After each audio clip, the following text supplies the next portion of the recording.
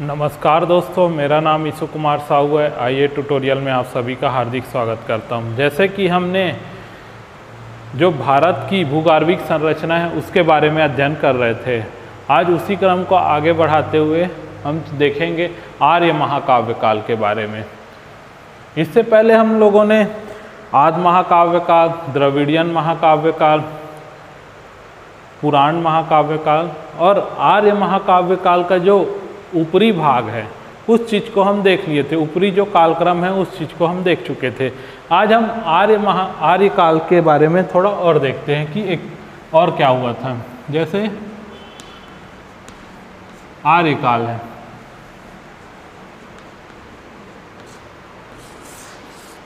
आर्य काल को क्या करते हैं, दो भागों में बांटा गया है।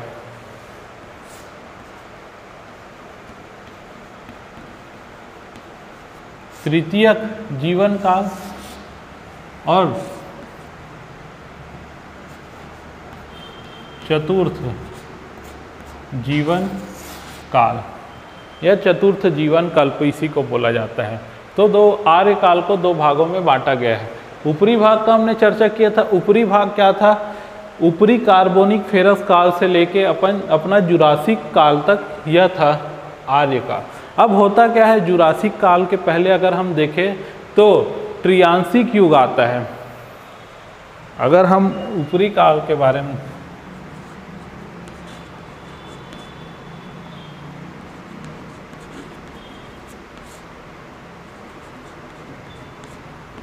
ट्रियासिक युग आता है। ट्रियासिक युग क्या होता है, इस समय क्या होता है, जो मैंने बताया था कि जो लॉरेशियन प्लेट, इंडियन प्लेट है और लॉरेशियन प्लेट का टक्कर होता है। टक्कर होने के बाद जब क्या होता है, हिमालय का निर्माण होता है। हिमालय का निर्माण कहाँ पे होता है, जैसे अपन देखें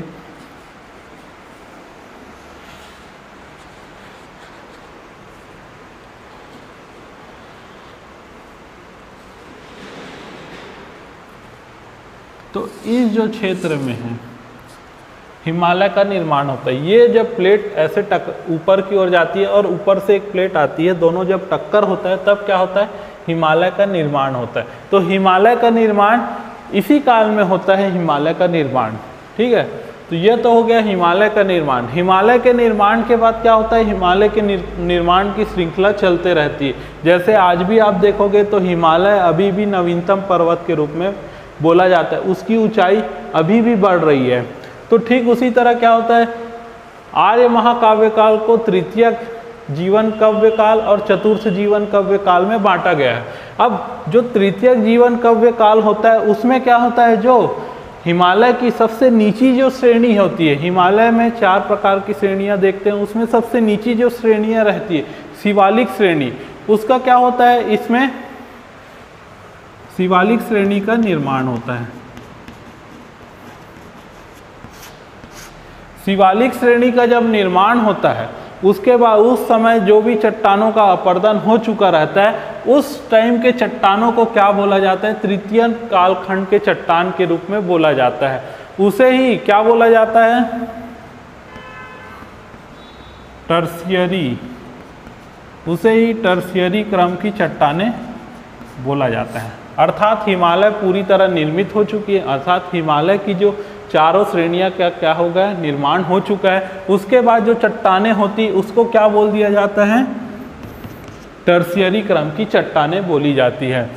अगर आप देखोगे क्षेत्र वाइज, अगर आप देखोगे भारत में कौन कौन सी जगह में पाई जाती है तो आप समझ सकते हो कि कौन सी क्षेत्र में पाई जाएगी। जैसे कि यह चट्टानें आपको कश्मीर से कुमायूं क्षेत्र में विस्तृत मिलेगी। जो भी हिमालय क्षेत्र है, हिमालय क्षेत्र में पाई जाती है अधिकतर यह चट्टानें जो है इस क्षेत्र में पाई जाएगी। उसके बाद हम देखते हैं चतुर्थ काल के बारे में, चतुर्थ जीवन काव्य काल के बारे में। इसे ही बोलते हैं आधुनिक काव्य काल भी बोला जाता है। जैसे आधुनिक युग, अभी जो प्रेजेंट का समय चल रहा है वह इसी कालखंड के अंतर्गत आता है। इसे और एक नाम से जाना जाता है, होलोसीन। इसे होलोसीन के नाम से भी जाना जाता है। ठीक है, तो ये चतुर्थ जीवन कव्य को क्या बोला जाता है? होलोसिन। होलोसिन क्या है? जो वर्तमान में अभी जो चल रहा है उस कालक्रम को होलोसिन कहा जाता है। जैसे कि मैंने बताया था कि क्या हुआ, हिमालय का निर्माण तो हो गया। हिमालय क्या है? बहुत विशाल पर्वत है। अब विशाल पर्वत के अगर हम सामने देखेंगे तो क्या दिखेगा? खाई दिखेगा। क्या होता है, अब नदियाँ जो है यहाँ से जो भी चट्टानों का अपरदन कर करके इस क्षेत्र में, जो भी चट्टानों का अपरदन करके नदियाँ इस क्षेत्र में क्या करती है? पाटने लग जाती है। पाटने लगती है तो अर्थात क्या करेगी? मैदान का निर्माण कर देगी। मैदानी क्षेत्र में, हिमालय के नीचे जो मैदानी क्षेत्र है उस क्षेत्र में जो पाया जाता है उस चट्टान को चतुर्थ क्रम की चट्टानें बोली जाती है। जो चतुर्थ क्रम की चट्टानें, जो चतुर्थ काल है उसको हम बोलते हैं हेलोसियन काल भी बोला जाता है। और इसी काल के चट्टानें पाई जाती, जो मैदानी क्षेत्र में जो चट्टानें पाई जाती है उसे क्या बोलते हैं? क्वाटरनरी क्रम की चट्टानें बोला जाता है। इसी को क्या बोला जाता है? क्वाटरनरी क्रम की चट्टानें बोली जाती है। और क्वाटरनरी क्रम की चट्टानें अगर हम क्षेत्र वाइज देखें तो यह कहाँ कहाँ पाई जाती है?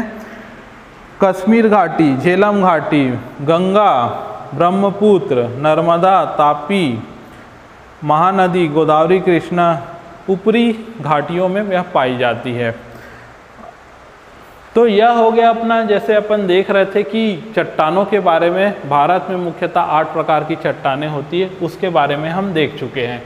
अब हम देखते हैं कि जैसे प्रायद्वीपीय भारत के ऊपर कभी कभार क्वेश्चन पूछ दिया जाता है कि प्रायद्वीपीय भारत की विशेषताएं बताइए।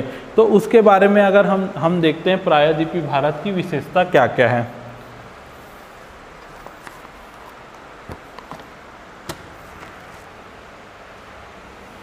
तो प्रायद्वीपीय भारत इस क्षेत्र को बोलते हैं।